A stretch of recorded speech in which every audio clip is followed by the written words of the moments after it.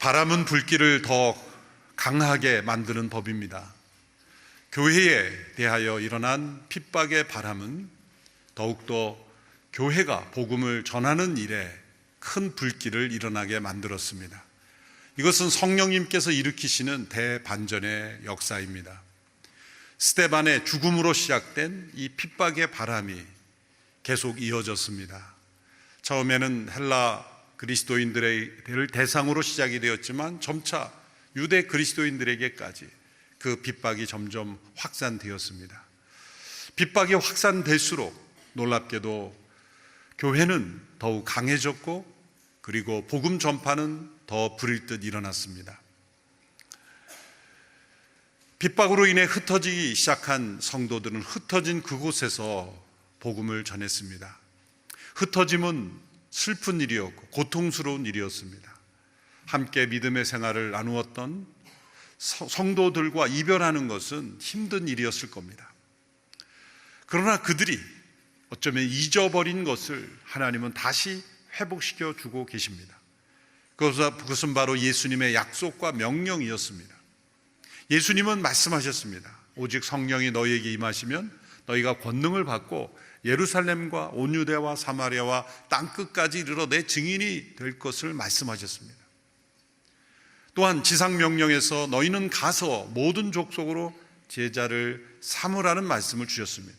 예수님의 약속과 명령을 예루살렘 교회 성도들이 오순절 성령을 경험하고 서로 말씀과 기도 가운데 삶의 필요를 나누는 거룩하고 아름다운 공동체를 이루었지만, 그들이 어느 순간에서부터인가 이 예수님의 약속을 잊어버리고 예수님의 지상 명령을 잊어버렸을 수 있다는 거죠. 왜냐하면 자발적으로 흩어지지 않았기 때문입니다.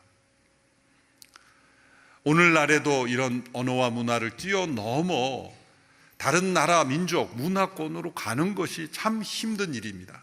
그러나 그 당시에는 더 힘들었을 겁니다. 그런 면을 감안하더라도 예수님께 주신 이 약속과 명령을 잊은 채 자발적으로 이 명령에 순종하기가 그처럼 어렵다는 것을 보여줍니다. 예루살렘에 성령의 충만함을 입었던 성도들조차도 자발적으로 흩어져 열방을 향하여 나아가기가 어려웠다는 거죠. 그래서 이 핍박으로 시작된 그들의 흩어짐은 하나님께서 주도하시는 선교의 계획이 이루어지고 있는 것을 우리에게 보여주는 겁니다. 우리는 복음이 증거되는 것을 사람들이 계획을 세워서 어떤 교회가 어떤 계획에 따라 이룬 것이라고 착각하기 쉽습니다만, 이 모든 것을 뛰어넘어 하나님께서 그분의 나라를 온 열방에 나타내고 하나님의 복음을 증거하는 일을 하나님께서 앞서서 행하고 계시다는 겁니다. 때로는 우리에게는 고통스러운 현실로, 때로는 이해할 수 없는 고난으로 다가올 수도 있습니다. 하나님은 모든 역사를 통해서 하나님의 복음이 온 세상에 나타나고 그리고 증거되는 일을 우리에게 보여주시는 겁니다. 지금 역사 속에 일어나고 있는 많은 지진들, 전쟁들, 기근, 재난들 다 예수님이 말씀하시는 겁니다. 우리는 뉴스를 보면서 어떤 세계 정세를 보면서 하나님의 구원 계획과 하나님께서 말씀하신 그리고 예언하신 말씀이 어떻게 이루어지고 있는가를 보아야 합니다. 지진이 곳곳에서 증가하고 있는 것, 예수님이 이미 말세의 징조로 도처에 지진이 있을 것이라고 말씀하셨고요. 지난 10년 동안의 지진의 통계가 그 이전의 100년 동안의 통계와 비교할 수 없이 급증하고 있는 것을 보면 예수님 말씀하신 바로 그 말세가 가까이 왔다는 증거가 아니겠습니까? 그리고 예수님께서 말씀하신 종말의 때에 이르기까지 어떠한 일이 일어날 것, 적 그리스도가 도처에 등장하는 것, 얼마나 많은 이단 사이비들이 증가하고 있습니까? 자칭 메시아라고 하는 이들이 얼마나 많이 증가하고 있습니까? 또한 스스로 메시아가 아니래도 스스로 우상화하는 정치 지도자들이 얼마나 세계에 많이 일어나고 있습니까? 이런 모든 현상들이 하나님께서 세상을 심판하실 때가 임박했음을 알리며, 또한 복음이 온 세상에 더 긴박하게 전해져야 하는 시기임을 우리에게 말씀해 주고 있습니다. 이러한 때 하나님께서 어떻게 세계를 복음화하기 위해 일하고 계신가를 우리는 관찰할 수 있어야 합니다. 이제 초대교회에 일어난 이 스데반의 죽음으로 시작된 이 핍박이 예루살렘 교회 성도들을 흩어지게 했고, 그들은 원치 않는 흩어짐이었지만 그 흩어짐을 통해 복음이 확산되게 하셨다는 거죠. 교회에 대한 어떠한 핍박과 복음에 대한 어떤 제독도 성공한 일이 없습니다. 초대교회 핍박으로부터 시작을 해서 역사상 많은 교회에 대한 핍박과 그리고 복음에 대한 대적, 성경에 대한 공격이 있었지만, 도리어 그러한 대적과 핍박이 있을수록 복음은 더 강력하게 역사 속에 확산되었고, 이것은 살아계신 하나님께서 이루시는 대반전의 역사라는 것을 보여줍니다. 교회를 제한하고 복음이 증거되는 것을 막으려는 어떠한 시대의 어떠한 정부와 세력도 성공하지 못했어요. 유럽의 어느 유명한 사람이, 무신론자가 이 성경을 폄하하면서 성경은 이번 세기가 지나기 전까지 다 사라질 거라고 그렇게 성경을 공격했던 사람의 집이 후에 성소공회가 됐어요. 하나님은 대반전의 역사를 언제나 역사 속에 일으키십니다. 지금 초대교회에 일어난 스데반의 핍박, 죽음, 순교로 인해서 시작된 흩어짐이 복음이 확산되는 일에 쓰임 받았다는 거죠. 이러한 흩어짐으로 인한 복음의 확산이 사도행전 11장에 가면 또 이제 더 이방 나라로 확산되어서 이제 안디옥 교회를 통해서 더 확산되는 모습을 보여줍니다. 그 가운데 이제 사마리아의 복음이 들어갑니다. 빌립이라는 사역자가 스데반과 함께 세움을 받았던 7명의 사역자 중 한 사람이죠. 빌립이 사마리아로 들어갑니다. 이것도 놀라운 역사의 장벽을 뚫는 사건입니다. 수백 년 동안 유대인들은 사마리아는 접근 금지 지역으로 여겼다는 것이죠. 우리가 생명의 삶 큐티 열왕한 말씀을 보고 있지만, 북왕국 이스라엘이 아시리아에 의해서 주전 722년에 사마리아가 함락됨으로 멸망되었죠. 남왕국 유다를 그 이후에 586년에 함락시켰던 바벨론 제국과 달리 그보다 앞서 북왕국 이스라엘을 점령했던 아시리아는 훨씬 더 잔인하고 교활한 민족입니다. 그래서 이 점령했던 지역을 본토 주민들과 함께 섞어버림으로써 3인 정책이라 그러죠. 정체성을 다 잃어버리게 만드는 정책을 썼습니다. 그래서 사마리아에 있는 사람들은 아시리아로 데려가고, 아시리아의 사람들은 사마리아에 강제 이주를 시켜서 북왕국 이스라엘의 정체성을 말살하는 정책을 사용했습니다. 그때로부터 예루살렘, 남왕국 유다 예루살렘들이 볼 때, 사람들이 볼 때 사마리아는 접근해서는 안 되는, 순결을 잃어버린, 순수 혈통주의에 사로잡힌 예루살렘의 사람들이 볼 때는 만나서도 안 되는 그러한 접촉 불가 지역으로 여겼습니다. 예수님 당시에도 그랬죠. 예수님은 사마리아로 들어가서 우물가 여인을 만났죠. 바로 예수님이 들어가셨던 사마리아에 빌립이 들어갔던 것입니다. 그리고 복음을 전했던 거예요.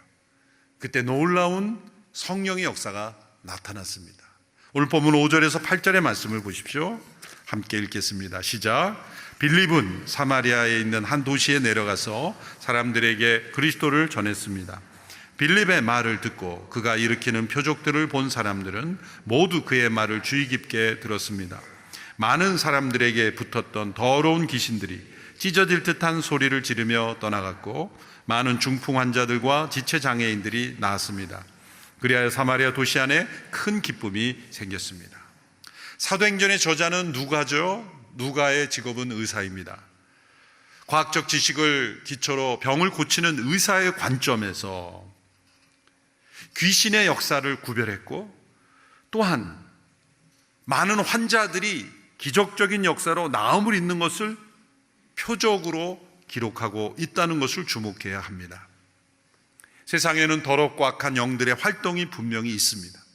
마음의 상처와 아픔으로 고통받고 있는 이들 가운데 사단의 더러운 영들이 역사하여 죽음에 이르게 하기도 하고 때로는 고통 가운데 갈등에 겪기도 하게 합니다. 하나님은 이러한 상황 속에 복음이 전해질 때 이적과 표적을 허락하십니다. 왜 이러한 이적과 표적이 필요할까요? 사람들이 말씀을 믿게 하기 위해서입니다. 이것이 가장 중요한 목적입니다. 6절의 말씀을 다시 보면 그가 일으키는 표적을 본 사람들은 모두 그의 말을 주의 깊게 들었습니다. 표적 그 자체가 목적이 아니라 그 표적을 통해 전해지는 말씀을 믿게 하기 위해서입니다. 사마리아에 복음이 전해질 때 이런 성령의 역사, 특별히 다른 문화권, 다른 생각, 다른 세계관을 가진 사람들에게 복음이 전해질 때 이런 초자연적인 역사가 성령님께서 분명히 허락하시는 거예요. 제가 예전에도 더 멋진 세상을 소개할 때 한번 예로 들었습니다만, 저희 교회가 세운 국제개발 NGO 더 멋진 세상 사역이 초기 시작할 때 가장 먼저 시작된 곳이 바로 세네갈의 본나바 마을이라는 지역입니다. 저는 그 마을은 가봤는데 사막입니다. 좀 멀리 바닷가가 있긴 하지만 그 사막에 그냥 한 몇백 명이 옹기종기 모여 사는 부족 마을이었어요. 더 멋진 세상의 컨셉은 작은 마을을 입양하여서 그 마을을 개발시켜주는 그런 프로젝트죠. 그리고 국가가 있지만 사실은 그 시족, 부족 사회로서 추장이 모든 것을 결정하는 그러한 사회였어요. 그들은 어쩌면 국가가 있는지 없는지도 모르는 그런 이 사람들일 수도 있어요. 그렇게 무리지어 살아가는 한 마을을 소개받고 저희가 들어가게 되었죠. 그런데 그렇게 이슬람 문화에 가득 찬 그 부족 문화가 있었는데 어떻게 받아들이게 되었는가 살펴보니까 우리보다 먼저 앞서 그 마을에 들어온 브라질의 이 파울로 선교사가 있었습니다. 근데 그 선교사가 어떻게 이 마을을 들어갈 수 있게 되었는가 물어봤더니 이분은 기도하면서 성령 인도하심을 따라 그 본나바 마을로 들어갔는데 그 마을에 들어갔는데 자신을 너무나 환영하는 거예요. 깜짝 놀랐다는 거예요. 마치 예수님이 오셨듯이 뭐 그렇게 환영하고 그런 모습을 보고 이상하다 여기서 사정을 들어보니까 이 선교사가 그 마을에 방문하기 일주일 전에 그 마을의 추장의 동생이 이 종교 지도자입니다. 뭐 꿀안경 같은 걸 갖고 다니면서 이렇게 같이 모든 걸 결정하는데 이 사람의 동의가 있어야 됩니다. 근데 이 종교 지도자가 일주일 전에 꿈을 꿨는데 이 바울로 선교사와 똑같은 사람이 이 사람의 꿈에 나타난 거예요. 그래서 참 이상하다. 그 인상이 너무 깊게 했는데 일주일 후에 똑같은 사람이 그 마을에 나타난 거예요. 그래서 이 종교 지도자가 두려운 마음에 마을에 선포한 거예요. 이 사람이 시키는 건 무조건 그대로 해라. 그래서 복음이 들어갈 수 있는 문이 열린 거예요. 그런 초자연적인 역사가 없으면 어떻게 그 마을에 들어가겠어요? 국가도 어떻게 할 수 없는 그런 완고하게 자신들의 그 시족 문화에 그 이슬람 세계관에 사로잡힌 그 마을이었는데 종교 지도자에게 성령님께서 먼저 바울로 선교사가 지금 가고 있는 거예요. 브라질에서 기도 인도 성령 인도함을 받아 가고 있는데 그 선교사의 사역을 성령님께서 도와주기 위해서 종교 지도자에게 명확하게 보여주신 거예요. 너무나 동일한 사람이 나타나면 두려움 속에 문을 연 거예요. 그래서 그 바울로 선교사 사역하다가 저희가 같이 그 문을 가지고 들어가서 그 추장의 아들을 한국으로 초대해서 농업을 가르치고 그렇게 관계를 쌓아서 지금 그 본나바 마을에는 딸기가 자라고요, 양계장이 있고 가장 살기 좋은 마을이 돼가지고 여기저기서 그 똑같이 해달라고 난립니다. 난리예요. 사막에서 난 딸기, 여러분 온누리 신문에 검색해보면 나옵니다. 좀 온누리 신문도 좀 읽으세요. 일간 신문만 읽지 말고 온누리 신문에 다 나온 얘기입니다. 사실 성령님이 이렇게 앞서 행하시는 역사 있어요. 빌립도 마찬가지예요. 사마리아에 복음이 들어갔을 때 이런 초자연적인 표적이 일어나지 않았으면 저 유대인이 와가지고 뭐 하는데 귀 기울이겠어요? 귀 기울이지 않을 겁니다. 그 강원도 산골에 예전에 강보 목사님과 함께 이 신유의 은사가 있다고 하는 분이 있어서 찾아간 적이 있어요. 오래전 얘기죠. 산골에. 그래서 강 목사님하고 저하고 같이 그 마을에 찾아갔더니 그 두메 산골 같은 마을에 그 교회가 반드시 있고 교회가 아주 부흥되더라고요. 왜 그랬는가 보니까 그분이 진짜 신유의 은사가 있는데 마을마다 이 집집마다 다니면서 여기에 병자가 있습니까? 얘가 기도해서 나오면 예수 믿겠습니까? 이러고 전도하시는 거예요. 그러니 뭐 이분들이 믿져야 본전이다 생각해서 그냥 기도해달라고. 병이 나오니까 또 예수 믿고.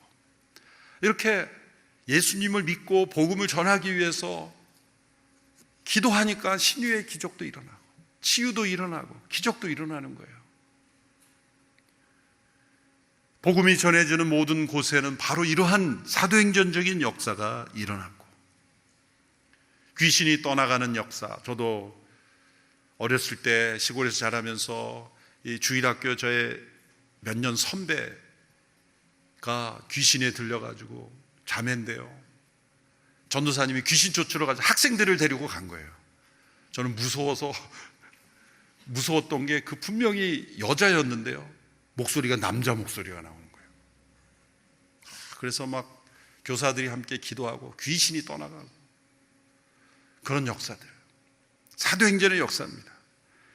그래서 이제 그 가운데 복음의 역사가 나타났는데, 그래서 예수님을 믿고 세례받는 이들이 나왔다는 얘기를 듣고 베드로와 요한이 지원차 사마리아로 갑니다.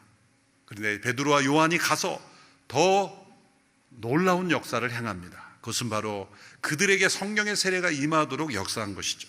14절에 17절의 말씀을 보십시오. 우리 같이 읽어보겠습니다. 시작. 예루살렘에 있던 사도들은 사마리아 사람들이 하나님의 말씀을 받아들였다는 소식을 듣고 베드로와 요한을 그들에게 보냈습니다. 베드로와 요한은 그곳에 도착해서 사마리아 사람들이 성령 받기를 기도했습니다. 이는 그들에게 아직 성령이 내리시지 않았고 그들은 주 예수의 이름으로 성례를 받았을 뿐이었기 때문입니다. 그때 베드로와 요한이 그들에게 손을 얹자 그들이 성령을 받았습니다. 자, 베드로와 요한이 그들이 말씀을 받아들이고 예수님을 믿고 예수님의 이름으로 세례를 받았다는 소식을 듣고 사마리아 가서 한 일은 그들에게 안수하여 성령을 받게 했다는 겁니다. 자, 예수님의 이름으로 세례까지 받았다면 이들은 성령의 역사로 믿은 거죠.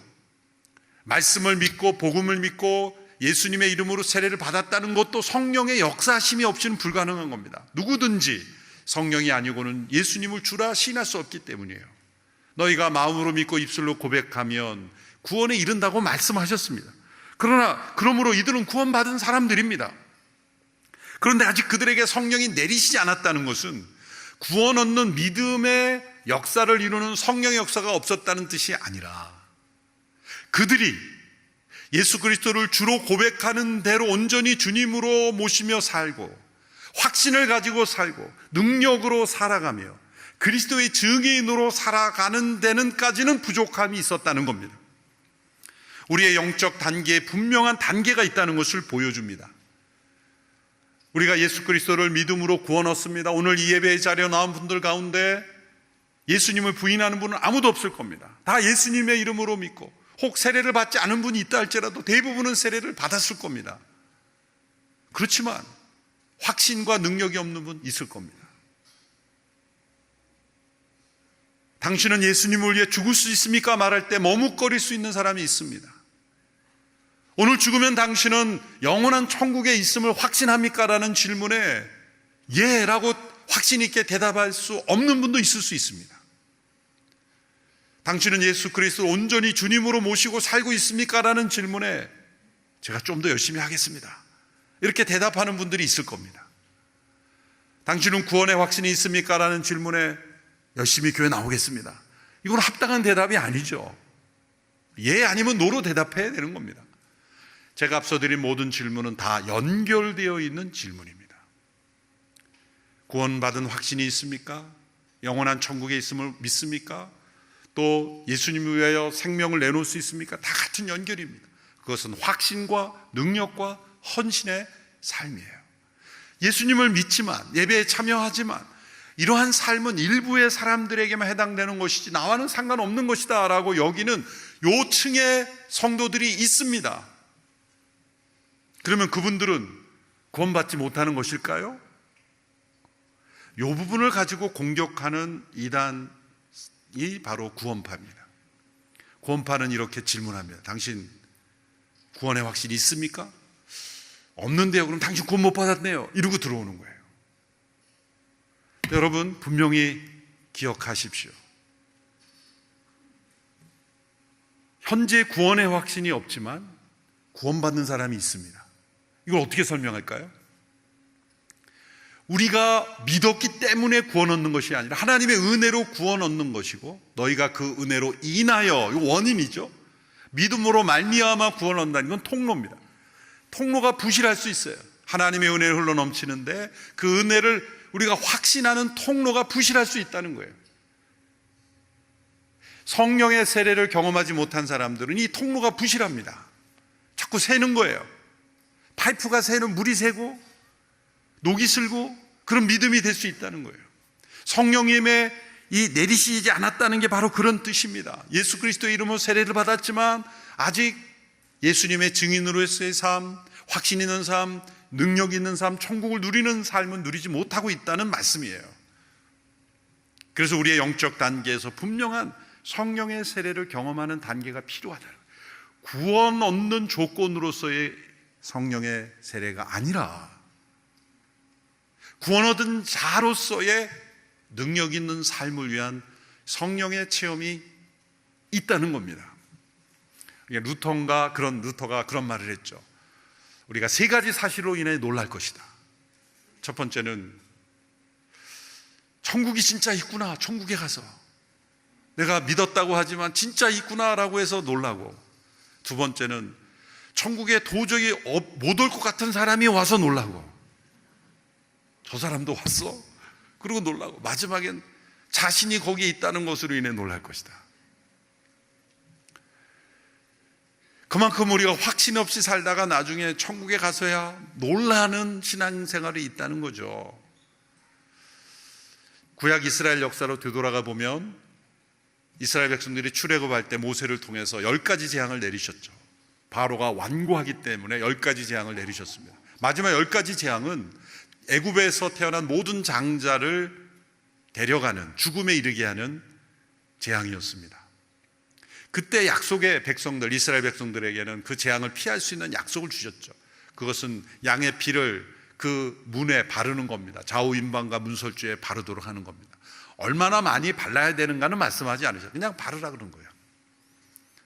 그래서 이제 모든 가정들이 양의 피를 그 문에 발랐어요. 그 피를 보고 내가 넘어가리라. 죽음의 사자가 그 가정에 들어가지 않고 넘어가리라. 패스오버. 그래서 6월절이 된 거죠. 근데 두 가정이 있으면 두 가정 다 피를 발랐어요. 그런데 한 가정은 그 하나님의 약속을 믿고, 굳게 믿고 확신 가운데 그날 밤 평안히 잔 거예요. 깨지도 않고 잔 거예요. 근데 한 가정은 저녁부터 불안한 거예요.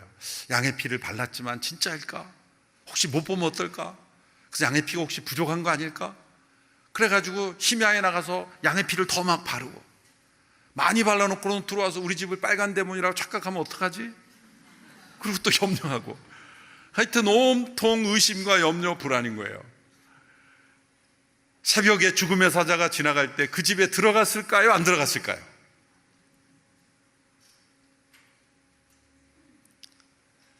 손 들어보라 그러진 않겠습니다. 안 들어가죠.